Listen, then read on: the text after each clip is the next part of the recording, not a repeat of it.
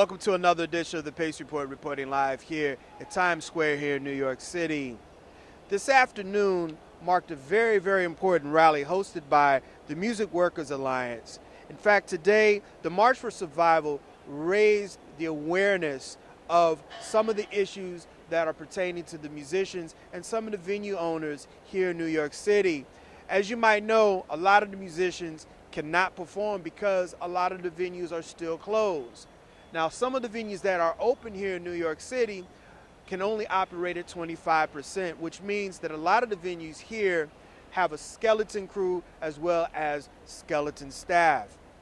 Today, which the rally started at Central Park, a lot of the music community as well as politicians came out to express some of the issues, including some of the unemployment that's going to be running out for these musicians at the end of the year, as well as procedures to reopening the venues to make it safe for both the musicians as well as patrons of the music. Today you're going to see highlights of this rally, which started at Central Park, and also I got some interviews from Jay Rodriguez, one of the organizers of today's rally, as well as the legendary guitarist and producer Mark Ribot. So sit back, relax, and enjoy highlights of the Music Workers Alliance March for Survival. Live here on the Pace Report, reporting live from Times Square here in New York City.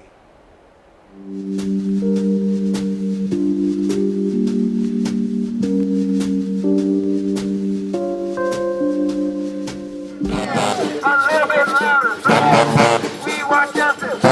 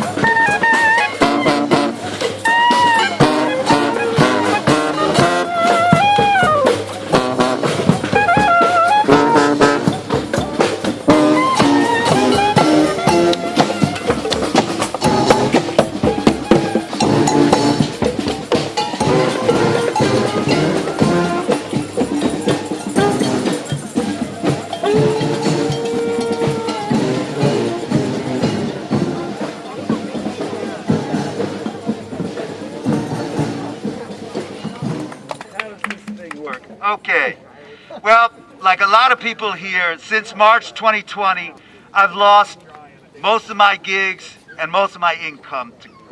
I've also lost a couple of good friends to COVID-19, and I support the right and duty of government to protect the public. But what threatens those of us standing here today is not only COVID-19 itself, but failed government policy that has treated our industry and the lives of my brother, sister, and non-binary sibling co-workers as expendable. Other industries have moved online. Ours can't because Congress's failure to stop mass online copyright infringement has devalued our work below the cost of production. That's right. Huge Silicon Valley corporations are making billions while we are driven out of the economy. We have received a fraction of the special subsidies offered other industries. The Save Our Stages bill sends much needed aid to music businesses, but it doesn't have 1 penny allocated for music workers. While the city and state have worked creatively with restaurants, gyms, and airlines to achieve safe, regulated solutions, we have been blocked by the mayor's executive order 148 and by the state liquor authorities' discriminatory and unfair shutdown of our economy. Worst of all, by far, has been the Senate Republicans' failure to extend the gig worker unemployment benefits that have been our lifeline. FPUC ended in July. PUA benefits will end in December. We are 69% unemployed. How can we live? We're here today to tell the politicians that music workers are not expendable. Mitch McConnell, we need benefits for all unemployed people, and we need Section 512 DMCA reform to restore economic justice in the digital domain. Mayor de Blasio and Governor Cuomo, no benefits plus no gigs means we can't live. Negotiate a safe, fair reopening plan now. And we need all levels of government to coordinate in creating a WPA to restore the dignity of work to unemployed workers and to share the culture music workers create to help all New Yorkers through this dark time. Thank you.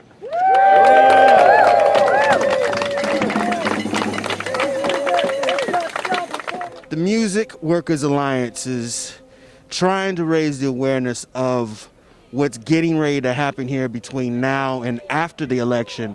That's right. How important is it now for the world to really kind of come together and support the musicians now?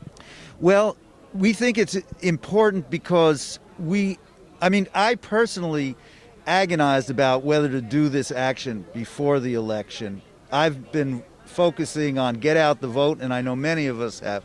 But something terrible is happening. Our $600, the weekly benefits for gig workers were shut down. The $600 FPUC benefit was shut down in July. And at the end of December, the PUA benefits are going to run out. Meanwhile, we have 69% of performing artists are unemployed.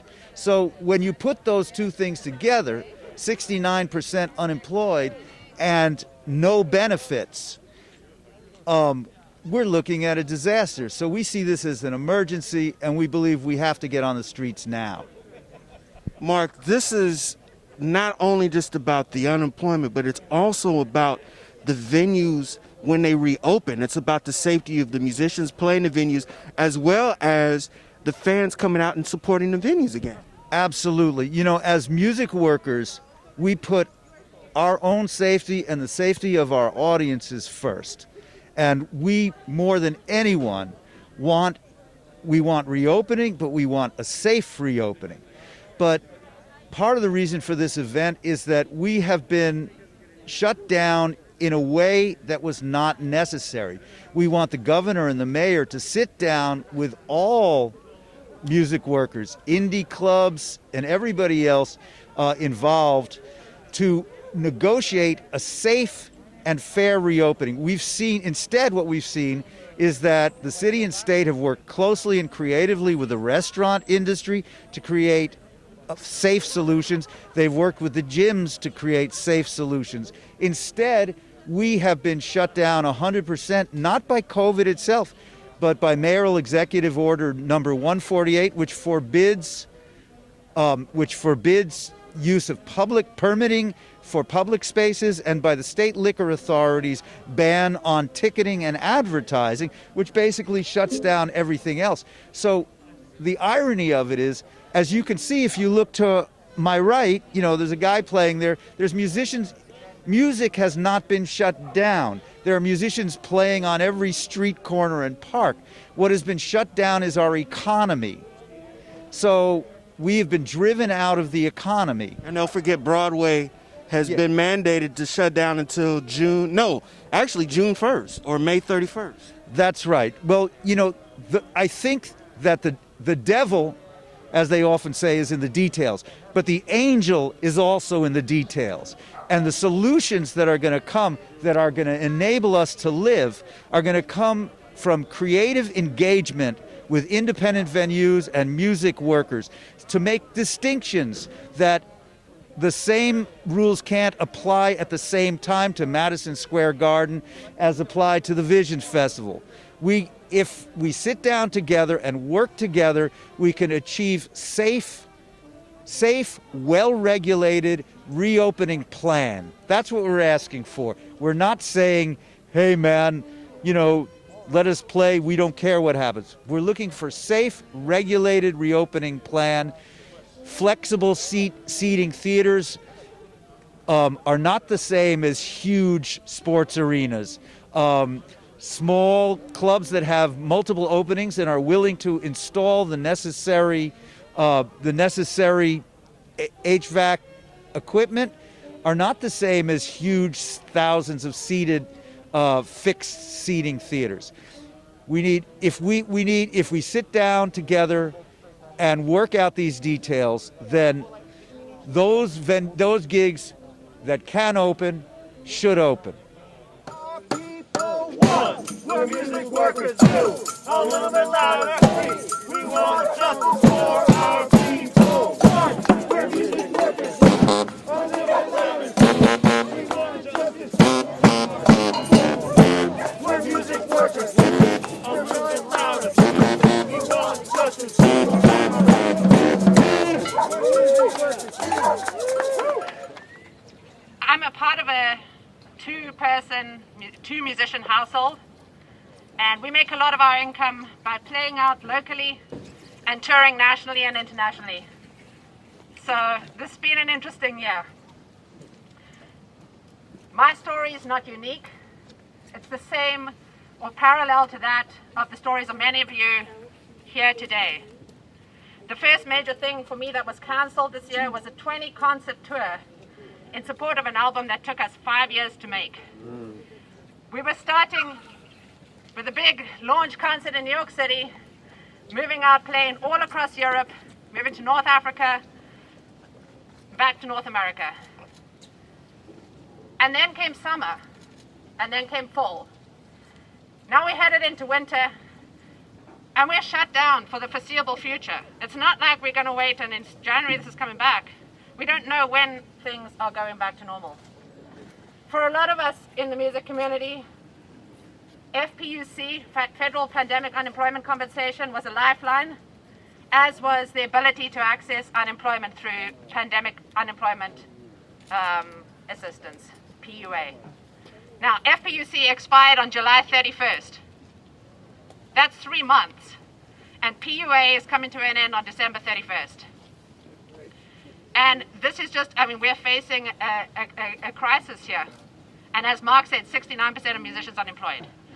Now, the one thing that we need to do is we need to be here together, making our voices heard across genre lines, across disciplines, and we need to be working with our fellows, across our industry. We are part of a vital economic sector for New York City, for New York State, and nationally. In fact, arts and culture in 2017 was worth 4.5% of the GDP of the United States.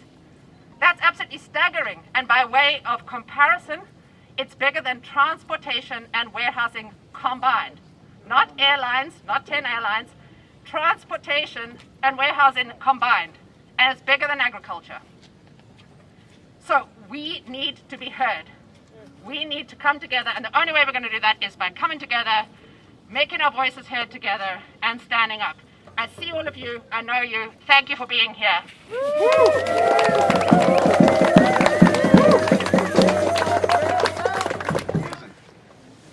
So we have to get past the fact that we're taken advantage of and keep fighting. I made a living, put my kids through college, everything, playing music. And we are some of the most resourceful people out here, because after every gig, we're unemployed. You got to create another gig. People don't realize how we handle not working. This is not a joke, because now that we're not working, there's no way to create work. And the funding is getting ready to stop. So we need to stay together here and try to gather our resources. I have 2 checks left coming. 2 more weeks or whatever that is. And I'm sitting there thinking, okay, What's next? My faith is stronger than anything else, and I know something will be next, but I don't have an answer. So I'm just here to support anything else I can do, but I'm just here to say that we are more important than they say we are. We're important to our families, we're important to each other, and we just have to keep the faith. And let's fight for this, because this is our bread and butter. I've never done anything else in my life. I mean, since high school anyway. Except play music. Music is paid for my family and my kids. And that shouldn't change. So that's all I have to say right now. Just don't let people convince you that we're not important. Because we are important. Thank you.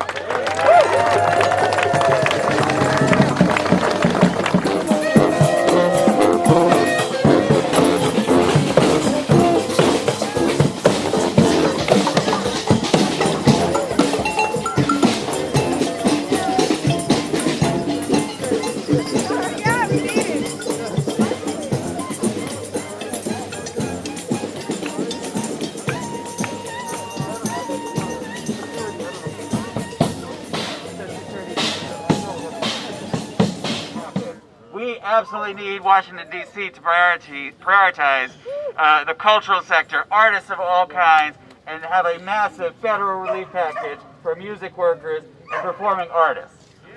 We also need the state to do that as well. But I have a bill in the City Council, Intro 2068, Open Culture. Please, Councilmember Keith Powers is here. He is a co-sponsor. But if your city council member is not a co-sponsor of the Open Culture Bill, ask them why not and encourage them to be on that bill. We need a one-stop shop to make sure that if we, the people, can't get into the theater, we take the theater to the people. And if we can't get to that music performing venue, then we take that venue to the people, right? Open space, open culture. But let's be real. No one comes to New York City to see how great Wall Street is. People come to New York City to hang out at our bars and clubs to listen to the music that all of you are providing. So when we talk about a bailout, we have to make sure our musicians and our freelancers are not being sold out. That is why we're out here in the rain, calling on all levels of government to create a real bailout for our musicians. You know, we've made a lot of progress over the years. As Olympia said, we repealed the cabaret law to allow people to dance. But how can we dance when we don't have musicians playing music? It makes no sense.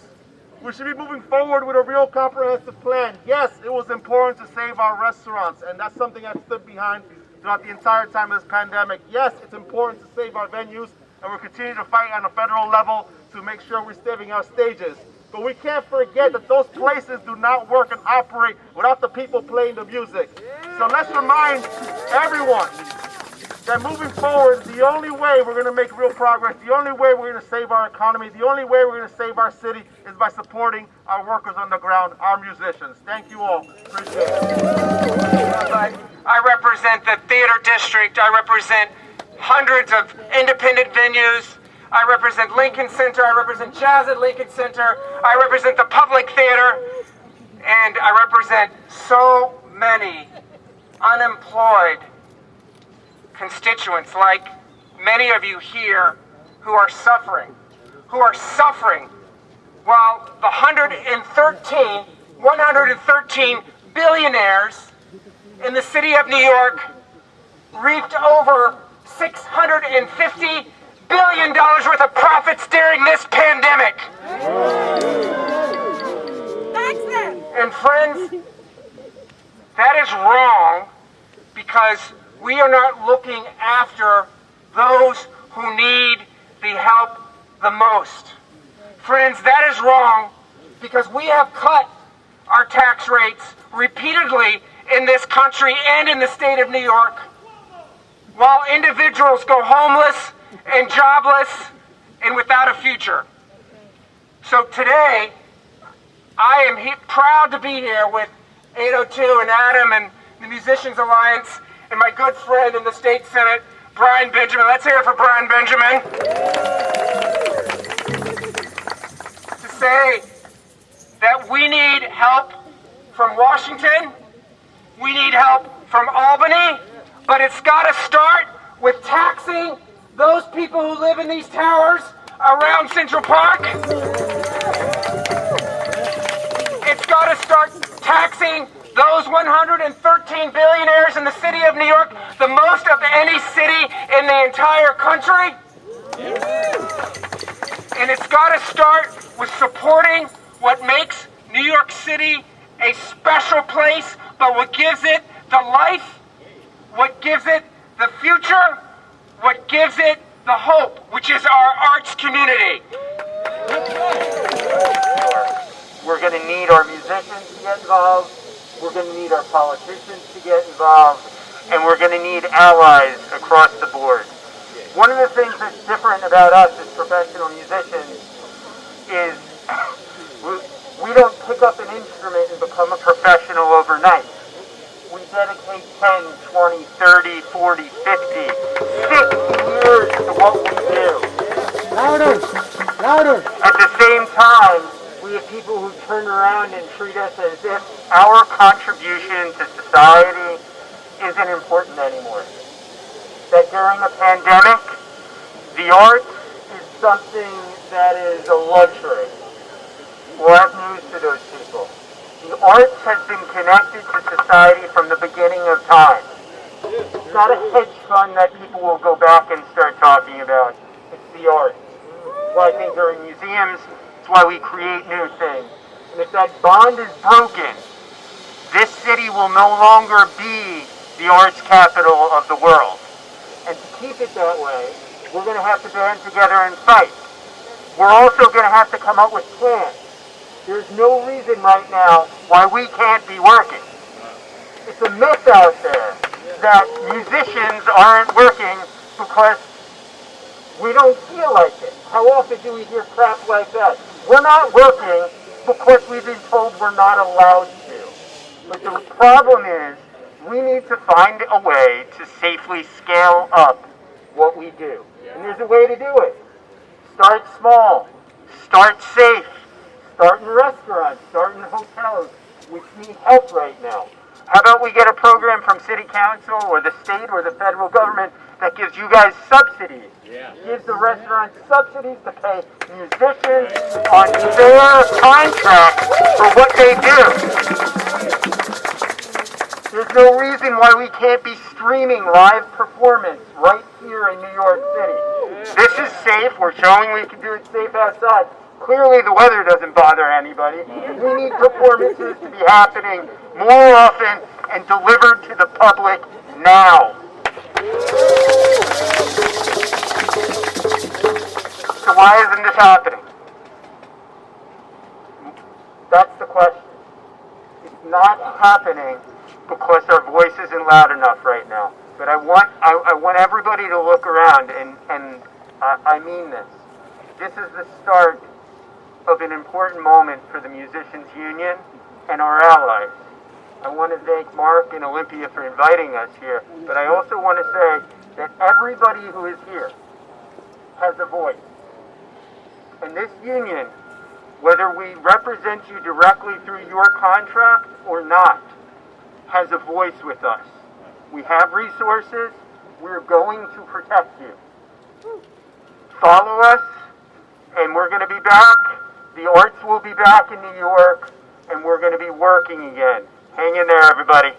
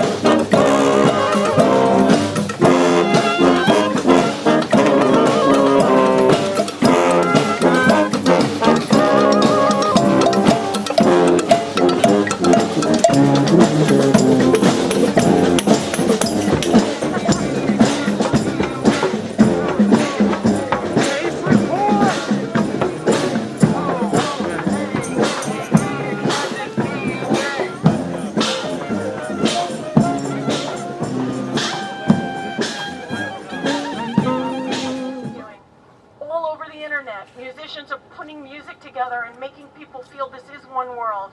And you guys are the ones, you guys are the vanguards of this earth. You're gonna save us, and they have to recognize that without the music. And I love, JT, that idea, you know, have a concert and have it called The Day the Music Died, and have silence. Have every great name come out and do nothing. And watch the world like just go, wow. You know, music is everything. I would not be here if it were not for music. You know, my kids wouldn't have eaten if I didn't have that Subway gig with the old man from Mississippi.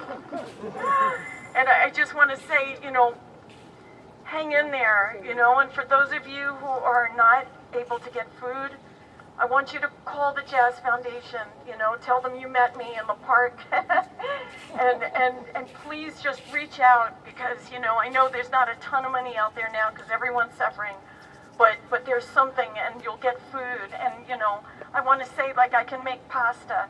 So anyone who's got my number, I'm serious, I mean it, and I love you guys, you know, we're all in this together, and I love you, bye. You represent the jazz and the blues and the R&B community, and your organization during this pandemic, I can imagine, has been above and beyond. How are you guys holding up right now? Well, it's tough because, you know, like when we helped the musicians after Katrina in New Orleans, it was a set amount of people. Now you have thousands of musicians across the country.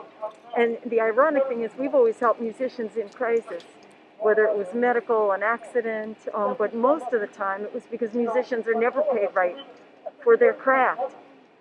So in this case, you have everyone across the board suffering. And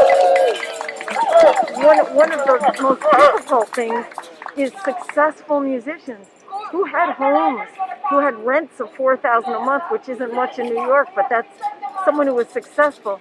Can you imagine what they have to come up with now? So people, a whole population of people who never needed help before now need help. And they're doing just as badly as the ones who never had it to begin with.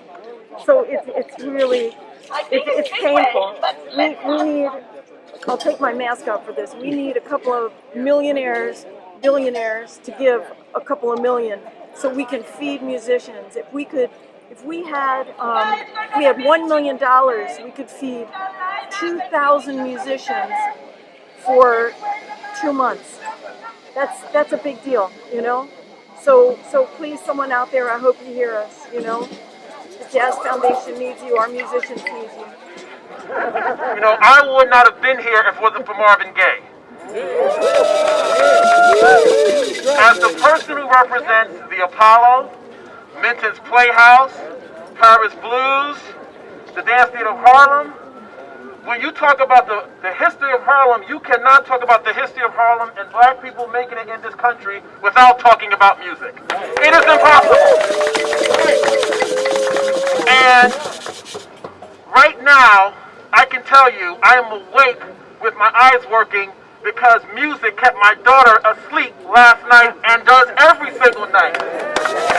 And you might think that, oh, well, that's trivial. For me, that is everything.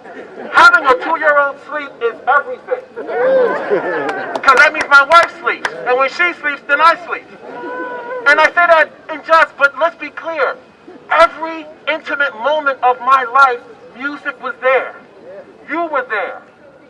And so now, in your time of most need, we as elected officials must be there for you. That's a simple contract.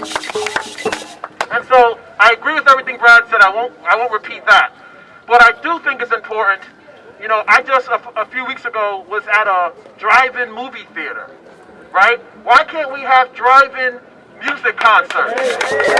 Why can't we be creative in this moment to make sure that everybody survives? You know, when I graduated from college and went to Brown University, a number of my friends came to New York because they wanted to be in music, they wanted to dance, they wanted to perform, and what they did was when they were trying to apply for gigs, and God bless you how y'all do that, I mean, to apply for gigs again, but when they were doing that, they would work at a restaurant, at a bar, to help pay their bills. Well, we shut the economy down, so you can't do that either. Right. A number of my friends who are now thriving artists would not have been able to do that in this moment. How many young people or people have left New York City because they couldn't afford to stay because of the double crisis? I won't even talk about the economic implications of the fact that we do not have Broadway, we do not have music, we don't have people coming to this country, we don't have people coming to Harlem. Harlem's number one issue is tourism.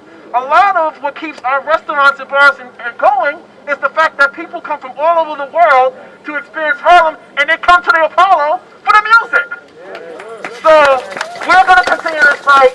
We're going to stay here with you all the way, and just know that if no one appreciates you, I appreciate you for the work that you do and for what you mean for our society, and it's time that society treated you the right way, and I will do everything I can to make sure that happens. Thank you very much. No gigs, no relief. That's why we are in the streets. No gigs, no relief. That's why we are in the streets. No gigs, no relief. That's why we are in the streets. No gigs, no relief. That's why we are in the streets. No gigs, no relief. That's why we are in the streets. No gigs, no relief. That's why we are in the streets. No gigs, no relief. That's why we are in the streets. No gigs, no relief. That's why we are in the streets. No gigs, that's why we are in the streets. No gigs, that's why we are in the streets. No gigs, that's why we are in the streets. No gigs, that's why we are in the streets. No gigs, no relief. That's why we are in the streets. No gigs, no relief. That's why we are in the streets. No gigs, no relief. That's why we are in the streets. No gigs, no relief. That's why we are in the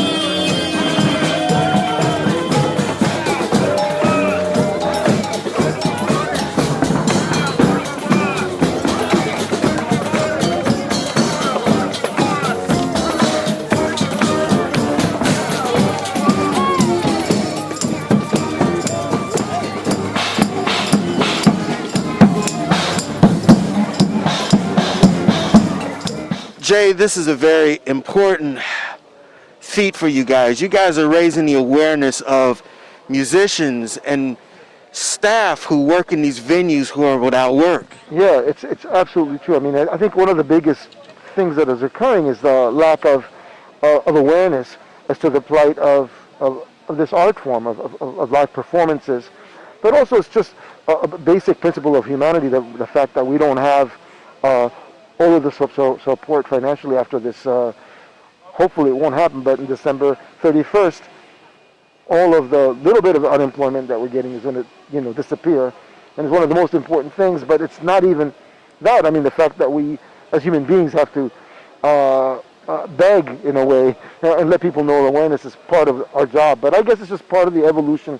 We're very much optimists, and we're just trying to make sure that people understand the plight, because it's going to be a long time before any of us are out there, performing. All of our tours have been canceled. We can't even do that. And the fact that the people say, oh, you can stream, but that's not paying enough either. We don't necessarily want to beg. We're not saying it's wrong, but we just really think that it's important to be able to do it safely too. It's another thing. We're not advocating that we just decide to go out without masks. It's not that. It's that actually it should be considered and safe. I think the sooner we can get back, it's great. But until then, we should have the assistance that we need to be able to survive, to provide for our families, just like any other job, Jay, this is not also about the unemployment. It's also about the protective measures for the venues to open up for safety, not just for you guys, right, but also the people who come out and support the music. Absolutely. This is very important because they have to have the confidence to feel right. Of course, we're waiting for vaccines and all of these things, but it's very important that people understand that we want to make sure that people understand the way to do it safely. Last week I played with Craig Harris, a really great trombone player, and we used the place of worship up in Harlem, me and David Murray. And let me tell you, we were 6 feet apart. There was nobody in front. They were like, you're able to do it if people are conscious and are being aware. I just think that if restaurants are opening, for a small capacity, that we should be able to do it safely. I think that's an important part of it, because we're going to need everybody to do it together. And even after the vaccine is there, it's still going to be a psychological. I think people are going to go to the parks before they're going to go and hear a concert or going. It's going to take a while. It's not going to be a quick thing. And I think that's a big, part of our campaign for this afternoon.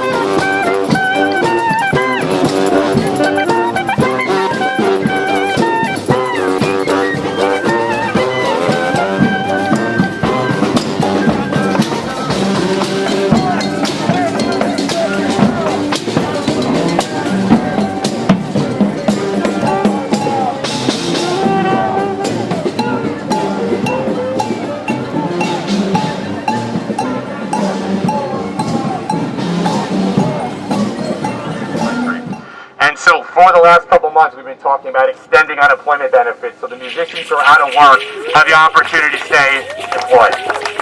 We've been talking about saving our stages, federal law that would make sure that Broadway and all our independent venues here throughout this entire country have the ability to stay in business during the pandemic. We've been talking about giving certainty to the artists and the venues to give them a plan for when they might be able to reopen. And when we talk about, I talked to a venue owner in Wichita, Kansas. One person I've ever met from Wichita, Kansas, but I met somebody from Wichita, and we talked a lot about that. New York City, we have people come all over the world to come see music play, to come see artists play in New York City. And we have so many people here that spend an evening out going to see music. But in other cities, all out, Cincinnati, Ohio, Wichita, Kansas, they depend on these big acts that go around and tour and stop into those cities. And it's one big network of arts and music in this culture, and in this. So we can't just do this locally. We need a federal solution. There's a bill in Congress right now called Save Our Stages, that when we change our president and we take back the Senate, I'm making this a little partisan, we're going to pass Save Our Stages, we're going to extend unemployment, and we are going to make sure that this country demonstrates its commitment to not only the arts and culture, but the people who work in that. So, there's a lot to do. But I'm going to just tell you to do two things. The most important things. Wear a mask, because we have to control this pandemic. We have to keep our healthcare numbers down. And in 1 week, you're going to have an opportunity to vote. Today, you can go vote. But through next Tuesday, you have an opportunity right now to actually make a statement about the direction of this country. And we can talk about a lot of issues that fall under that umbrella, but for New York City to have the financial resources we need to bail out our arts and culture and to save the workers here in New York City, we need a new direction. And when we talk about the arts and culture in this country and all the other various issues, we're talking about unemployment, we need a new direction. I'm not going to tell you who to vote for, I think you know who to vote for, but we need something right now. We need federal leadership that will actually prioritize these issues, and will do something in early next year to give us a new direction when it comes to helping out workers in music industry. I talked for a long time, so I'm going to stop there. But we are going to come out here. We were out here last week talking about the musicians and the late night shows. We're out here today talking about workers who need unemployment insurance and all other things. We will continue to be here. We are going to continue to make sure you guys have a voice. But I want to thank you guys for being here on a rainy day to make sure that we're doing what you guys need us to be doing right now. Thank you.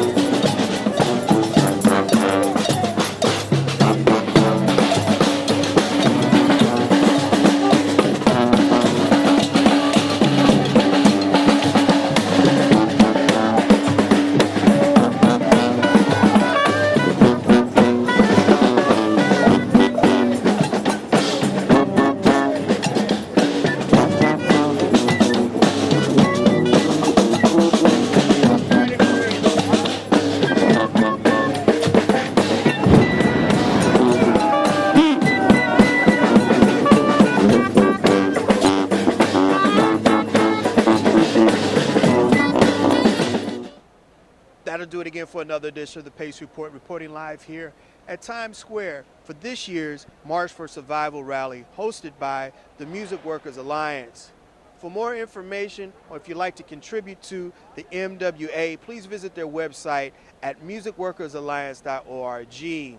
Also, I'd like to give a mad shout out to the organizers and the people who co-hosted this rally, including the local 802, the Freelancers Union, Musicians for Musicians, and Arts for Art.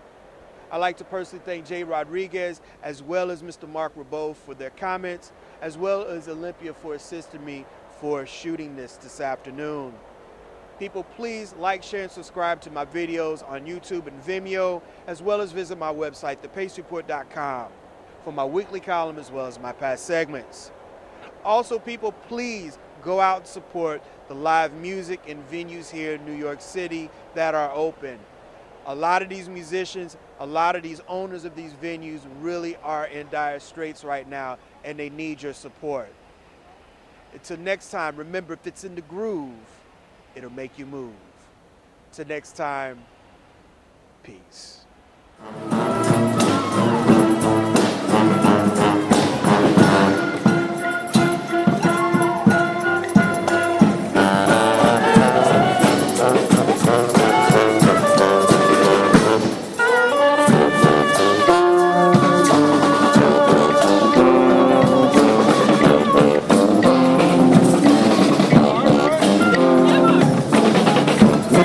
Thank you.